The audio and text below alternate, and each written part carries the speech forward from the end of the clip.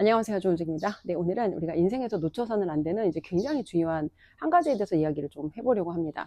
제가 뭐 행복에 대해서 인생의 중요한 거에 대해서 놓쳐서는 안 되는 거에 대해서 굉장히 다양한 주제로 어떻게 보면 비슷비슷해 보이는 이야기를 굉장히 많이 반복적으로 하고 있어요. 어떤 분들은 아니, 쟤는 왜 저렇게 맨날 똑같은 얘기, 비슷한 얘기를 반복적으로 하지? 라고 생각하실 수 있는데 똑같은 얘기처럼 들리지만 절대 똑같지가 않습니다. 왜냐면 제가 그때그때마다 그 표현하고자 하는 디테일이 다르고 또 사람마다 어떤 사람은 A라고 하는 방식으로 제가 이야기를 풀었을 때 이해하고 와닿을 수 있고 어떤 사람은 B, C 어떤 방식으로 제가 전달하는지에 따라서 이 사람마다 와닿고 이해하고 깨닫는 부분이 다르기 때문에 그리고 누군가한테 여러분이 유튜브 영상을 봐서 머리로 이해했다고 깨닫는 게 아니에요. 여러분 삶에 그걸 적용해서 현실적으로 내가 뭔가를 거기서 얻은 배움과 깨달음을 가지고 내 삶에 적용해서 여러분이 뭔가를 한 번 정도는 그거에 따라서 나답지 않은 결정을 해서 경험을 통해서 경험을 해야지만 여러분들이 깨달아지는 게 있습니다. 그래서 이제 오늘은 우리 삶에서 되게 중요한 거 한 가지에 대해서 이야기하려고 하는데 오늘 제가 이 주제를 나누게 된 거는 사실 이제 오늘 아침에 저한테 있었던 어떤 사건 때문이에요. 제가 사전투표에 이제 어떤 투표함 지킴이라든지 이런 역할을 뭔가 도움을 주고 싶어서 도움을 준다기보다 이제 제 주권을 지키는 거죠. 어쨌건 이 부방대 활동을 신청을 했습니다. 그리고 신청한 지 한참 됐는데 저한테는 연락이 오지 않아서 이제 이쪽 지역에서는 부방대 이 활동이 뭔가 그러니까 이제 뭐 인력이 다 찼거나 아니면 내가 배정이 안 됐거나 이제 그렇게 생각을 했어요. 그리고 이제 개인적인 일정을 잡았죠. 이사 일정을 잡았고 이사가 이번 주 금요일에 진행될 예정이었어요. 근데 어젯밤 늦게 갑자기 문자를 받은 거예요. 부방대 투표함 지킴이를 이제 모집을 하는데 그러니까 이제 저한테 그 문자가 온 거예요. 근데 지역별로 이제 세 타임 8시간씩 세 타임이 풀타임으로 돌아가고 한 타임당 2명이 들어가야 된다는 거예요. 그래서 딱 보니까 저는 당연히 이제 금요일에 스케줄이 세팅이 되어 있으니까 목요일만 신청을 하려고 봤더니 하루만은 신청이 안 되는 거예요. 그러면 누군가는 이 이틀 동안 8시간을 꼬박 내서 가서 투표함을 지켜야 된다는 건데 이제 어쨌건 저는 현실적으로 약속이 되어 있고 이제 이사라는 건 저 혼자 하는 게 아니라 업체랑 이게 거래를 하는 거잖아요. 그러다 보니까 이제 어젯밤에는 어떻게 이게 신청이 안 돼가지고 이제 이따가 좀 고민을 했어요. 아, 그럼 어떻게 해야 될까? 내가 이게 하루밖에 신청을 못 하니까 그러면 이거를 이번에 부방대 참여를 참여하지 않는 게 아니라 참여를 못 하는 거죠. 참여를 못 하는 선택을 해야 될까? 아니면 내 이사에 대해서 어떻게 좀 조정을 해야 될까를 좀 고민을 하다가 왜냐면 이사 조정하는 건 제 맘대로 할 수 있는 게 아니잖아요. 그래서 일단 그리고 이번 주 금요일이 이사인데 날짜를 조정한다는 건 원래의 저라면 자 여러분 사람마다요 나는 원래 이래라는 여러분 나름의 그 자기가 스스로 자기한테 만든 이미지가 있어요. 저는 어떤 저에 대해서 어떤 그런 만든 그런 뭐라고 하죠?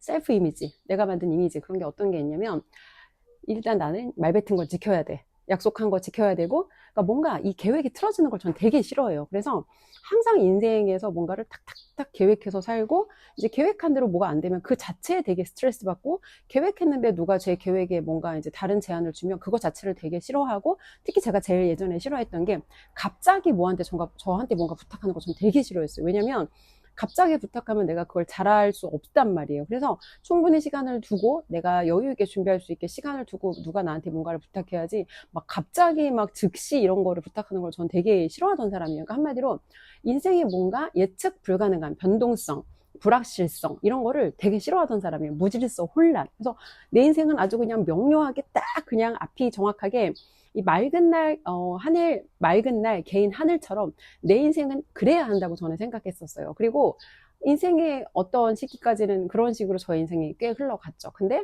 이제 어떤 사건을 계기로 인생이 그렇게 맑은 날의 하늘처럼 늘 그렇게 투명하고 앞이 명확하게 보이지 않는다라는 걸 깨닫는 어떤 계기가 있어요. 그리고 나서 사실 처음에 이제 그걸 깨닫고 인생이 뜻대로 안 된다는 걸 알았을 때 사실 너무 좌절스러웠죠. 그리고 그러면 나는 인생이 이렇게 계획한 대로 되지 않는 거면 노력하고 계획하는 대로 되지 않으면 난 이제 어떻게 살아야 되나 사실 여기에 대한 굉장히 그런 혼란의 시기도 겪었죠. 어쨌건 이제 그런 시간들을 보내면서 제가 저희 멘토님을 만났고 사실 저희 멘토님을 만나서 제 인생이 굉장히 많이 바뀌었어요. 굉장히 많이 바뀌었다는 게 이제 예전에는 이런 변동성이 들어오면 그 되게 당황을 했어요. 여러분 잘 생각해 보시면 위기 상황에 그 사람이 어떤 가지고 있는 그 디폴트가 원래 값이 나오거든요. 근데 좀 약간 정서적으로 안정적인 사람들은 어떤 충격적인 사건이 들어왔을 때 그렇게 놀라거나 아니면은 그렇게 어떤 사건이 들어왔을 때 당황하거나 그 사건으로 인해서 뭔가 그 사람이 막 허둥지둥하는 그런 모습이 잘 보이지 않아요. 근데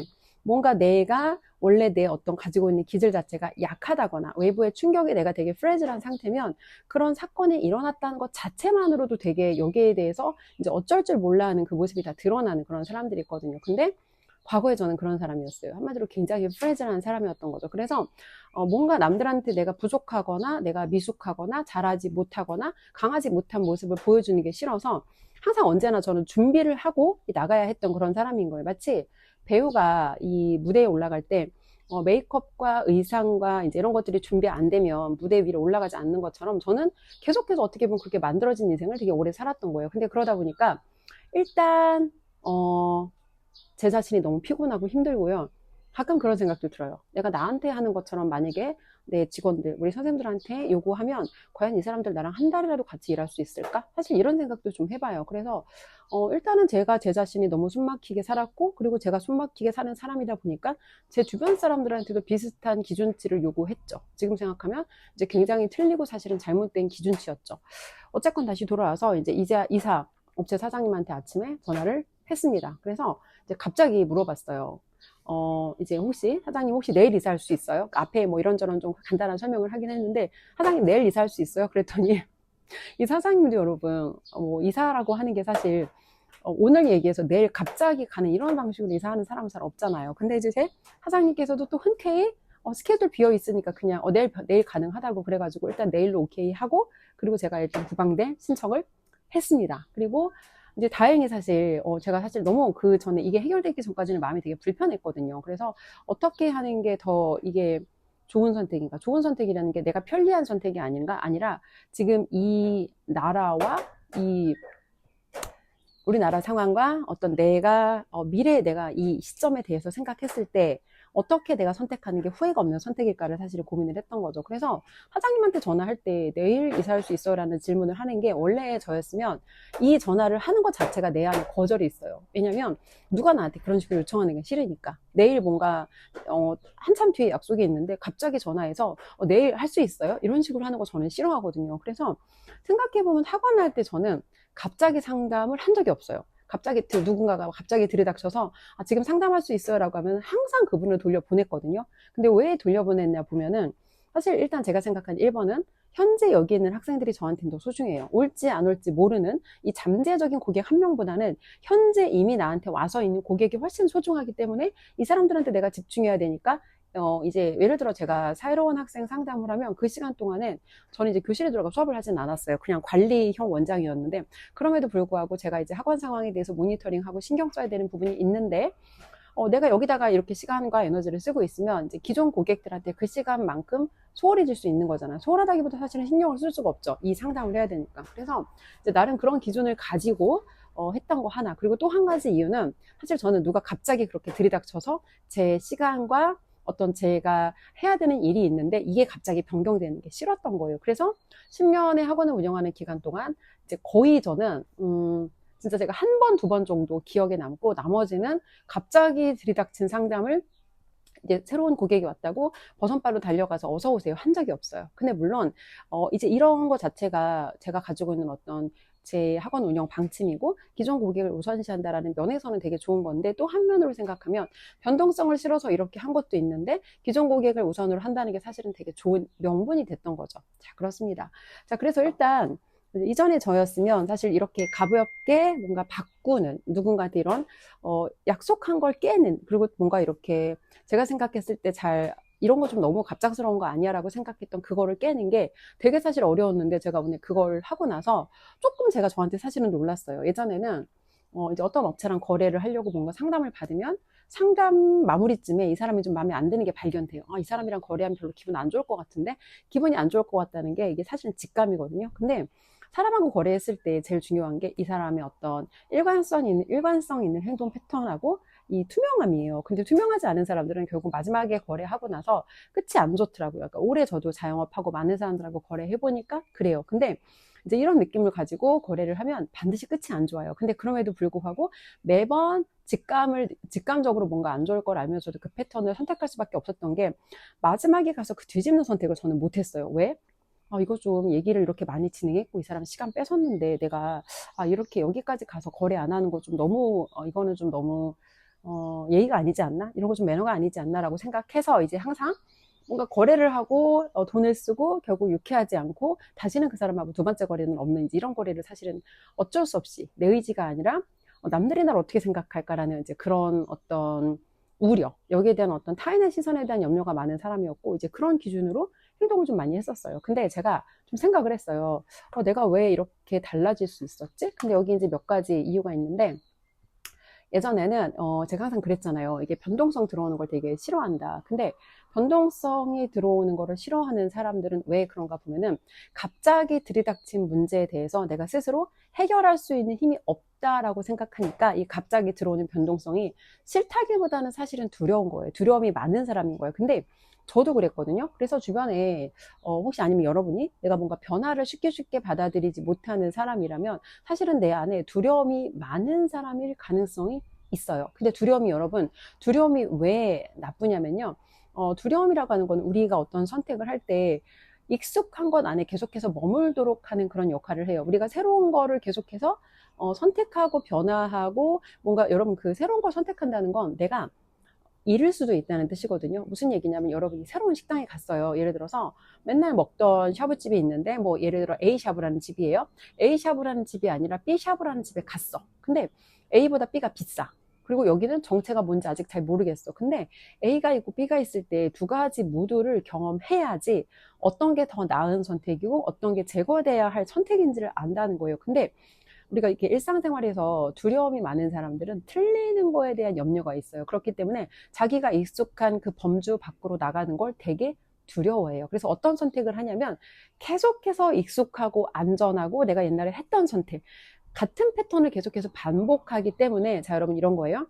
우리가 인간이 뭔가를 성장이라는 걸 하려면 안전지대 밖으로 나가야 되거든요. 근데 안전지대 밖으로 나가려면 일단 안전지대 안에는 내가 무슨 일이 일어나는지 다 알아요. 여기서는 내가 이제 학원장으로 일을 했을 때는 돈을 얼마나 벌 거고 내가 겪을 수 있는 최악의 문제는 뭐고 최악의 고객들은 어떤 스타일이고 이거를 내가 다 안단 말이에요. 근데 그 익숙한 패턴 밖으로 나가면 어떤 일이 일어날지 상상할 수가 없어요. 심지어 저도 학원장 주은숙으로 제가 살 때랑 인간 주은숙으로 학원장을 그만두고 나가서 세상에서 부딪히면서 사실은 처음에 너무 고통스러웠거든요. 왜냐면 제 분야에서 저는 괜찮았어요. 동네 학원장으로 이제 길거리 지나다니면은 내가 잘 모르는 아주머니들이 우리 학원 막 그러니까 자랑이라기보다는 거기 학원 아이들이 잘한다던데 거기 잘 가르친다던데 그래서 내가 모르는 사람들이 막 우리 학원가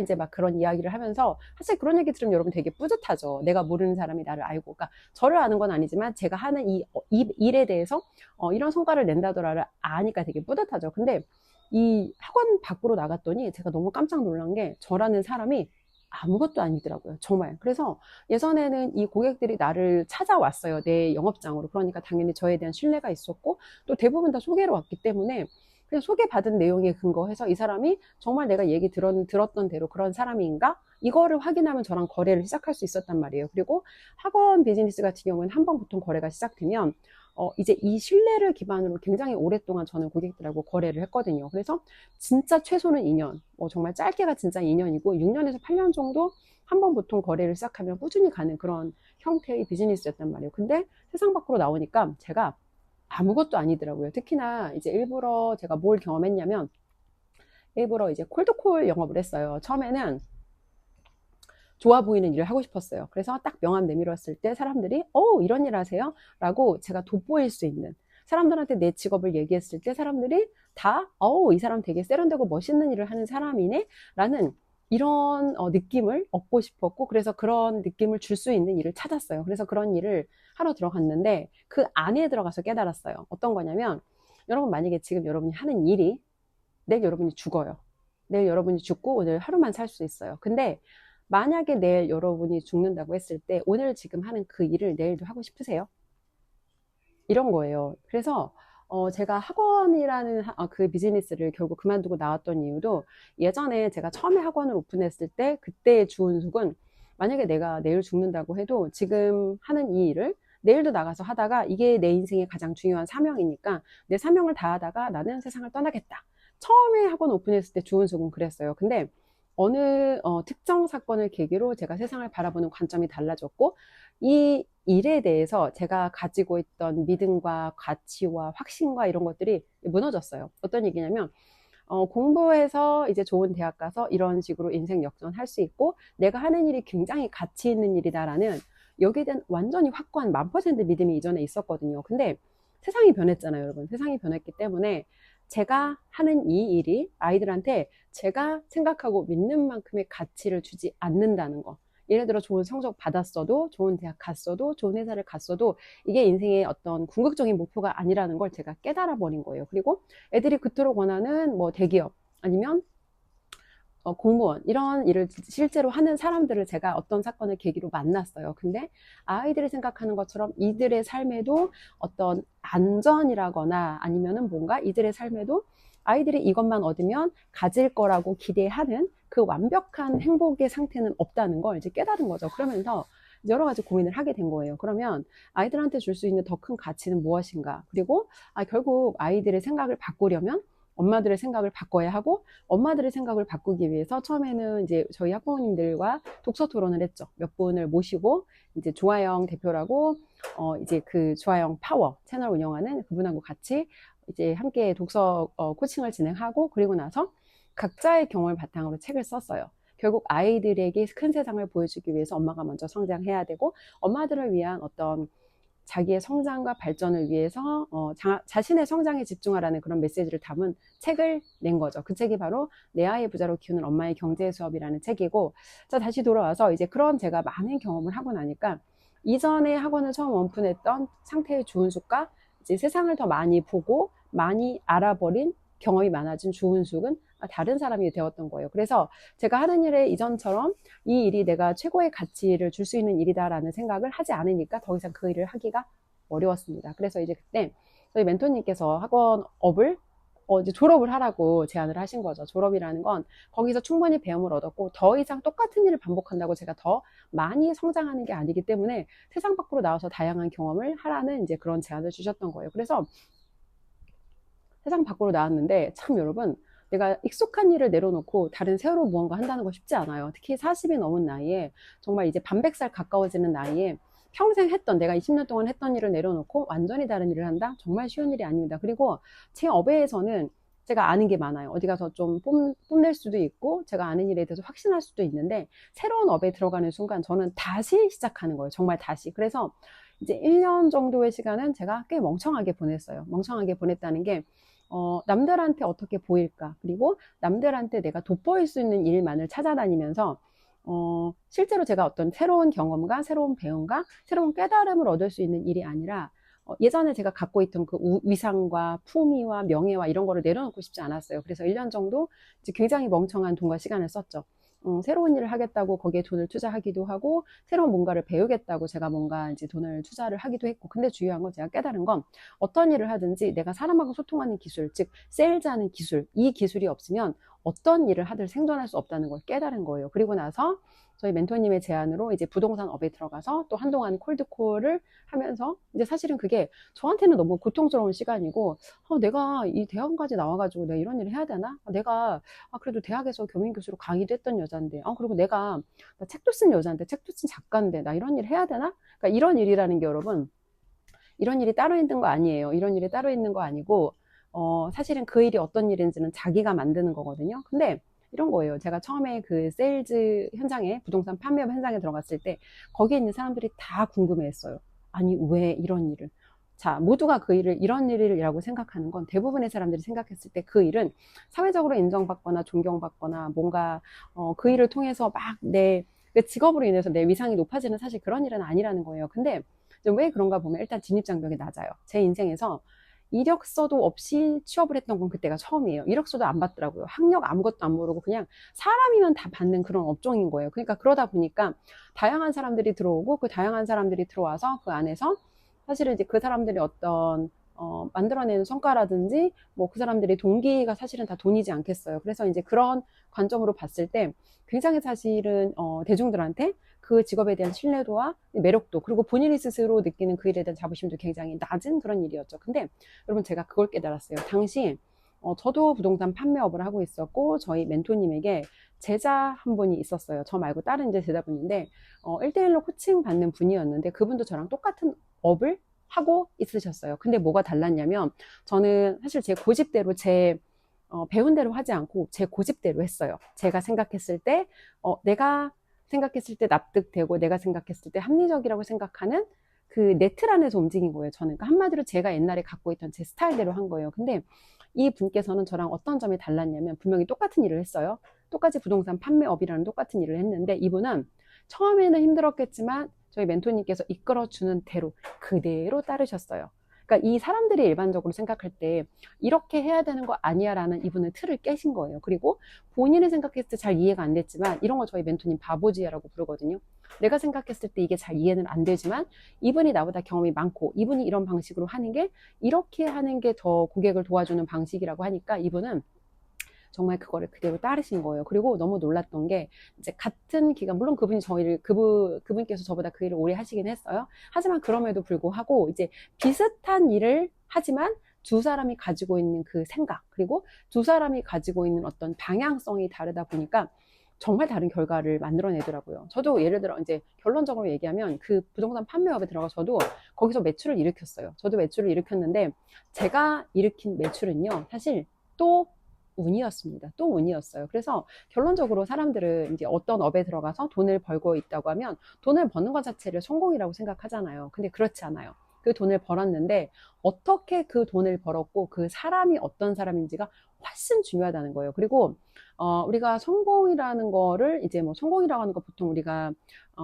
성취 아니면 자기가 원하는 뭐 이루고자 했던 그 무언가를 얻는 거 이거 성공이라고 보통 보잖아요. 근데 성공이라는 거 그 자체보다 중요한 게 그거를 얻어가는 동안 다양한 실패와 시행착오를 경험하면서 특히 틀리면서 겪어가는 그 얻어지는 그 깨달음이 되게 중요하거든요. 근데 제가 왜 그 같은 일을 하지만 과정이 달랐나 보면은 저는 또 틀리고 싶지 않았어요. 그래서 틀리고 싶지 않아서 제가 생각했을 때 안전해 보이는 방식을 택했는데 자, 여러분 이거 되게 중요해요. 우리가 안전해 보이는 게 가장 위험하다라고 나심 니콜라스 탈레브가 안티프레질이라는 책에서 얘기하거든요. 우리가 안전하다고 생각하는 그곳에 사실 안정적으로 보이는 곳에는 우리가 예상할 수 없는 예측할 수 없는 이 부의 블랙스완을 만날 수 있는 가능성이 훨씬 커요. 이 변동성이 없고 잔잔해 보이는 이 상태에서는 이 부의 블랙스완이 나왔을 때 사실은 굉장히 거기에 대해서 오히려 대응하기가 어려운데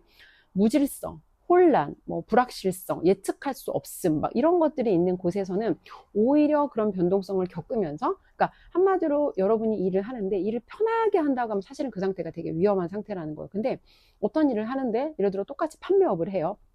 똑같이 뭐 부동산 판매업이든 보험 판매업이든 아무튼 이런 걸 한다고 했을 때 누군가는 그 일을 굉장히 수월하게 한마디로 돈이라는 열매만 따먹으면서 가는데 누구는 굉장히 많은 거절당하고 고객한테 오해도 받고 뭔가 되게 많은 문제와 이제 어떤 그런 어려움들을 하나하나 겪으면서 나가는 거예요. 그런데 이 두 사람의 과정을 봤을 때 당연히 우리는 열매만 빨리빨리 따먹는 이 편안한 길로 가고 싶을 거예요. 근데 편안한 길의 끝에는 우리가 누구도 예상할 수 없는 이 보이지 않는 한 방에 여러분들 무너뜨릴 수 있는 이 사실은 그런 리스크가 사실은 이 시간 리스크가 존재를 한다는 거예요. 그래서 결론적으로 인생을 잘 살아가는 게 무엇이냐라고 묻는다면 예전에는 저는 뭔가 문제가 없고 안전하고 편안하고 고객들이 나를 다 찾아오고 이런 게 저는 되게 좋은 삶의 방식이라고 생각했어요. 근데 이런 삶의 방식에 있어서는 내가 예상하지 못한 어떤 큰 문제가 닥쳤을 때 내가 그거를 해결할 수 있는 힘이 오히려 되게 약하다는 걸 깨달은 거죠. 그게 바로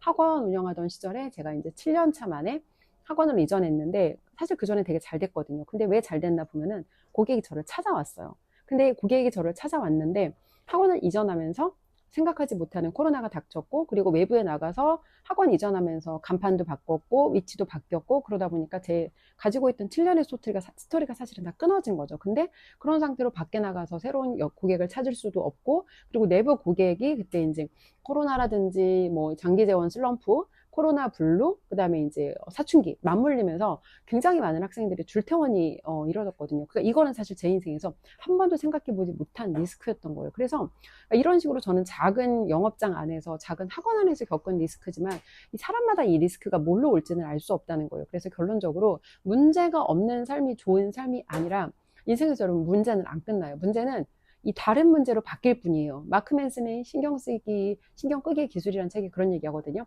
문제는 끝나지 않는다.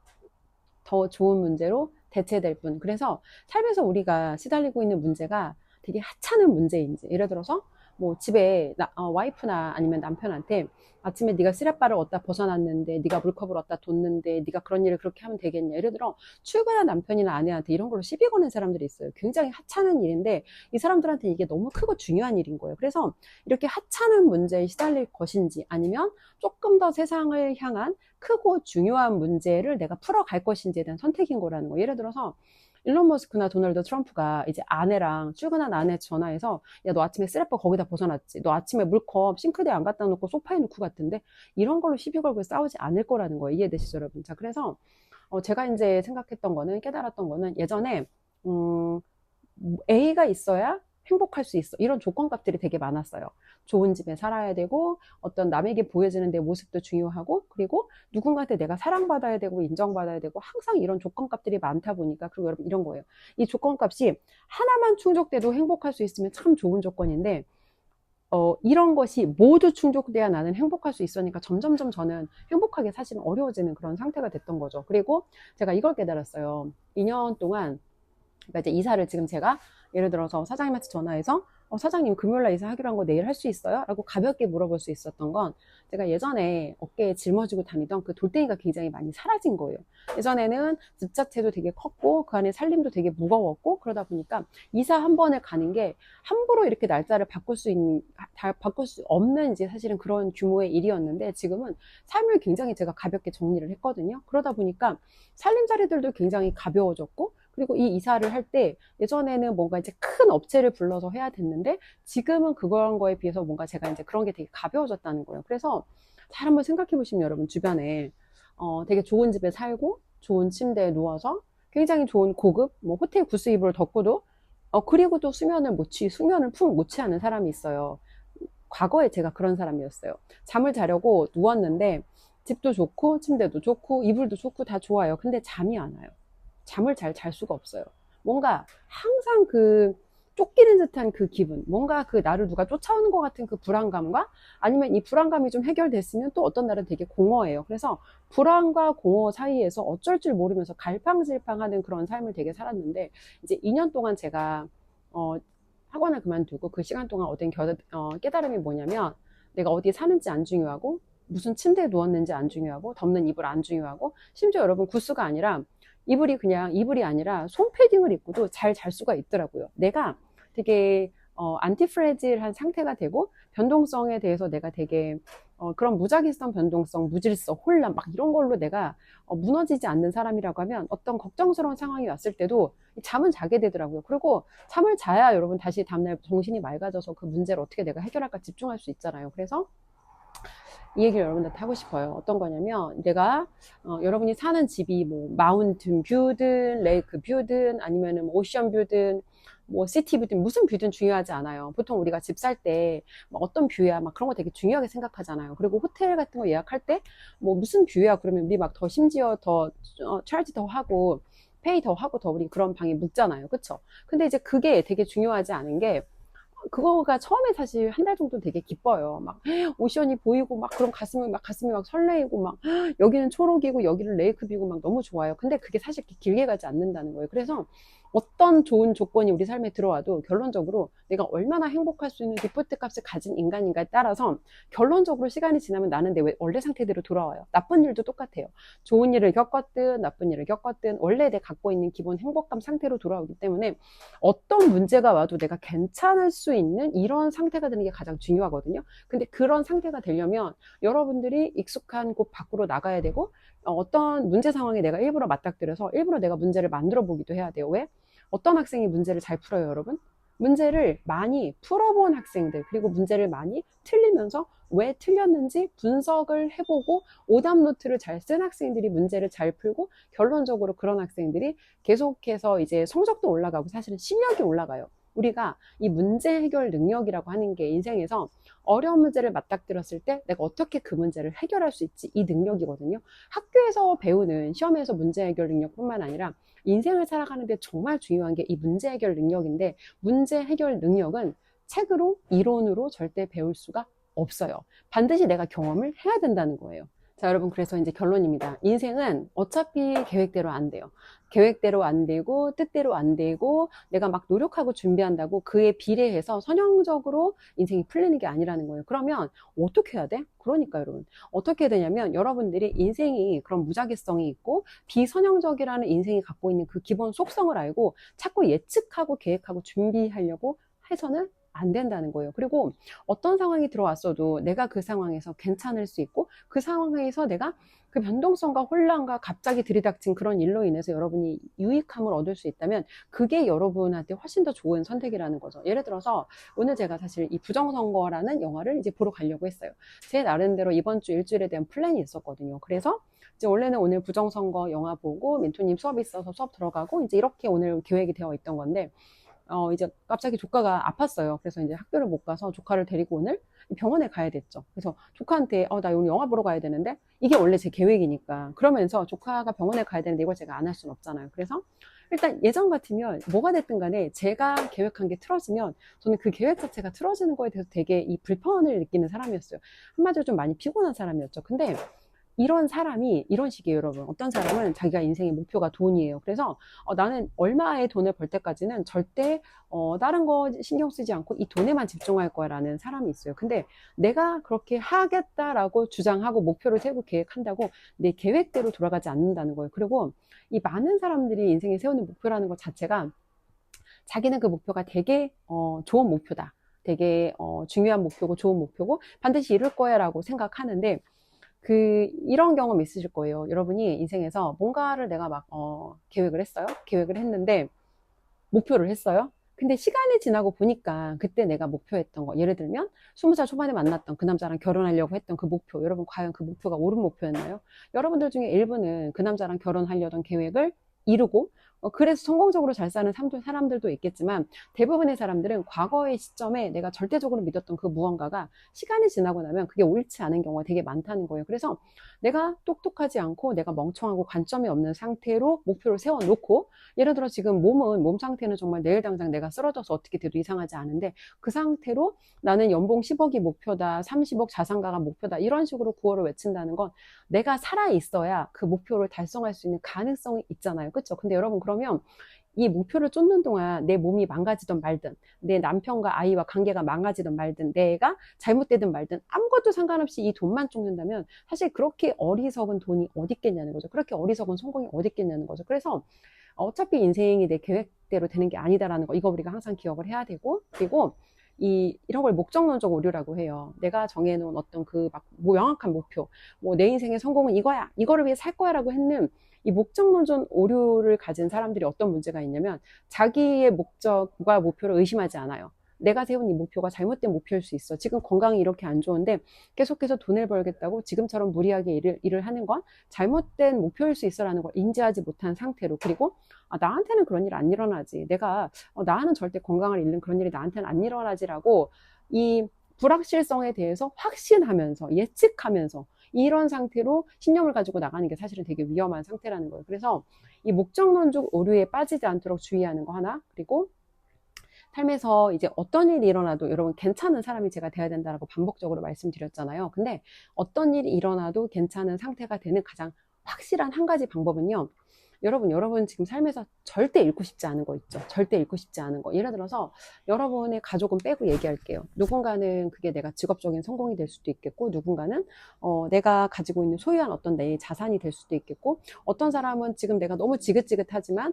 나에게 많은 연봉을 꽂아주는 내 직업이 될 수도 있겠고, 뭐가 됐든 간에 우리 모두는 각자의 돌멩이와 배지, 스티커가 있어요. 무슨 얘기냐면, 돌멩이라고 하는 건 여러분이 절대 내려놓을 수 없는 그 어떤 유형의 자산 같은 거예요. 그래서 내 건강을 좀 먹지만 나한테 많은 돈을 꽂아주는 내 직업, 이런 상태가 되면 사실 여러분이 직업을 소유한 게 아니라 여러분의 직업이 여러분을 소유한 상태라고 봐도 전혀 무리가 없죠. 그리고 또 어떤 사람들은 내가 이 일을 하는 게 너무 고통스럽지만 사회에서 사람들이 나를 이렇게 봐주는 게 너무 여기에 대한 내가 어떤 뿌듯함이 있어. 남들이 나를 어떻게 생각할까? 내가 이 학원장 내려놓으면 사람들이 내가 직업이 없는 상태를 어떻게 생각할까? 이런 두려움 때문에 사실 거기에서 내가 더 이상 어떤 배움이 없고 깨달음이 없고 행복이 없고 이 일을 통해서 얻는 어떤 그런 깊은 가치가 없는데 그럼에도 불구하고 유지하고 있는 그 어떤 포지션 이런 거를 사실은 내려놓을 수 있어야 된다는 거예요. 여러분이 진짜 인생이 변화되고 진짜 인생에서 뭔가를 배우고 깨닫고 앞으로 더 나아가고 싶다면 무조건 여러분이 익숙한 그 안전지대, 그 박스 밖으로 나와야 돼요. 근데 박스 밖으로 나올 때 대부분 엄청 두렵단 말이에요. 왜? 지금은 행복하진 않지만 적어도 내일 어떤 불행한 일이 일어날지 예측할 수 있어.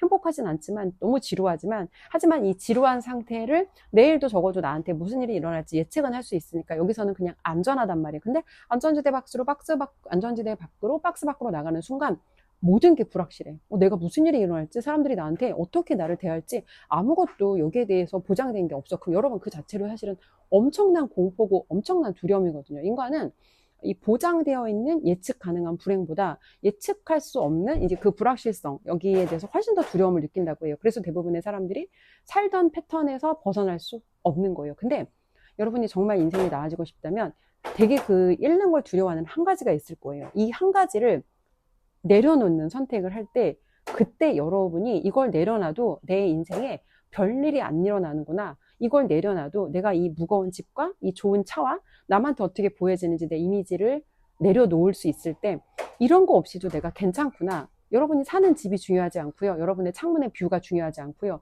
여러분의 차의 사이즈가 중요하지 않고 여러분이 드는 가방이 중요하지 않고요. 여러분의 통장의 잔고가 중요하지 않고요. 그거보다 훨씬 중요한 거, 내가 하는 일이 중요하지 않고요.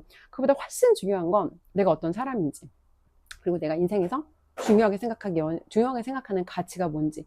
여러분이 만약에 삶이 이렇게 간단해지잖아요. 내가 어떤 사람이고 내가 삶에서 정말 잃으면 안 되는 건 이거 하나뿐이야. 그러면 이거만 여러분이 지킬 수 있으면 여러분은 절대 누구도 여러분을 망하게 할 수 없어요. 이해되세요, 여러분? 근데 대부분의 사람들이 삶이 무겁고 고통스럽고 힘든 이유가 너무 지켜야 될 게 많아. 근데 이게 정말 그렇게 되게 소중하고 중요한 것들인가 보면 사실 그렇게까지 이게 막 내가 계속해서 붙들어야 되는 건 아니야. 근데 왜 내려놓지 못하나 보면은 사실은 다 자기의 어떤 욕심이라는 거죠. 나의 다 사실은 욕심과 나의 이기심과 나의 탐욕과 다 사실은 그렇다는 거예요. 근데 이런 상태로 우리가 인생을 계속 살아가게 되다 보면은 우리가 갖고 있는 어떤 시간과 에너지와 이 어떤 돈의 자원은 한정되어 있는데 중요하지 않은 일에 너무 분산 투자가 되고 시간이 가면 갈수록 점점점 그 사람의 삶은 무거워질 거라는 거. 근데 여러분, 사람들이 왜 못 내려놔요?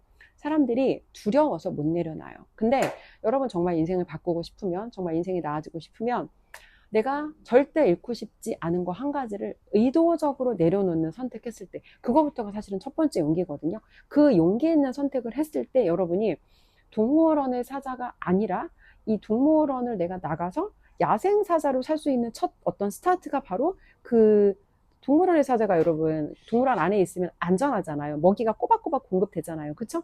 근데 동물원의 사자로 사는 것보다는 야생의 사자로 나가서 내가 가끔 배가 고프고 이틀에 한 번밖에 먹이를 먹지 못할지라도 내가 삶에 대해서 통제권과 자율성을 가지고 훨씬 더 이 자유롭게 살아가는 삶이 더 가치 있지 않겠냐는 거예요. 그렇습니다, 여러분. 제가 마지막으로 요거 하나 읽어드릴게요. 자, 어떤 거냐면 나폴레온 힐이 쓴 책이에요.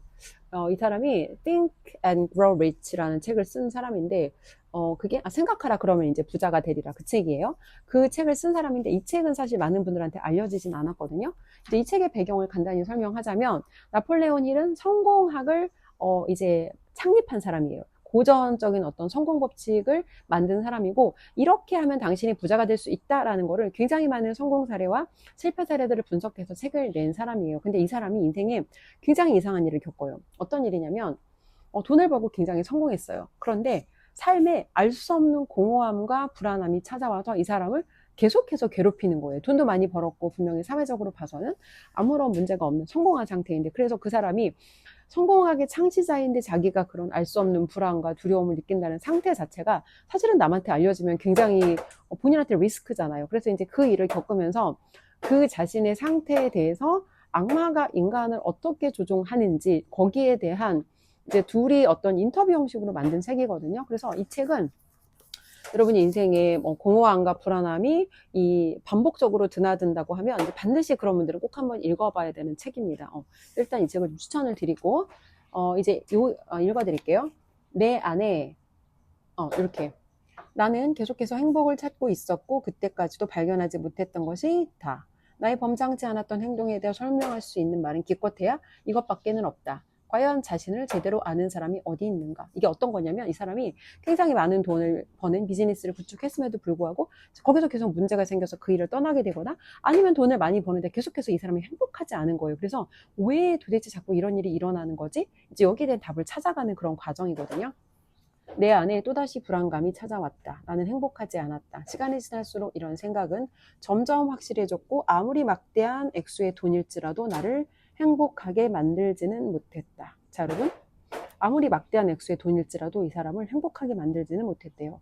몇 년 전 나도 이런 생각이 들었다. 금전적 보상에도 불구하고 나의 사명감과 더 이상 부합하지 않는 상황을 떠나고자 행동으로 옮겼을 때 나에게 새로운 기회의 문이 열렸다. 이제 이거는 이 책에 대해서 이제 뭔가 이렇게 각주같이 달아준 이분이 샤론 레흐트라고 이제 이분은 부자 아빠 가난 아빠 쓴 로버트 키요사키랑도 책을 많이 집필하신 분이거든요. 그래서 이제 이건 이분의 경험인데 이것처럼 인생에서 우리가 이게 굉장히 많은 돈을 벌고 타인의 눈에는 굉장히 성공한 것처럼 보이는데 여전히 마음의 구멍 하나를 안고 사는 사람들이 있단 말이에요. 근데 그 사람들이 왜 그런가 보면은 살면서 진짜 되게 중요한 가치를 놓치면서 돈이라는 거는 우리가 인생의 중요한 가치를 찾아가는 과정에 내가 생각하는 가치 있는 삶을 살아가기 위해서 내가 어떤 불편을 제거할 수 있는 수단이란 말이에요. 근데 돈 자체가 오히려 인생의 목적이 되어서 돈이 목적이 되어서 나머지 것들을 다 희생하는 방식으로 돈을 쫓는 거. 그리고 이 상태가 사단이 인간을 조종하는 상태라는 거예요. 인간을 여러분 조종하기 굉장히 쉬워요.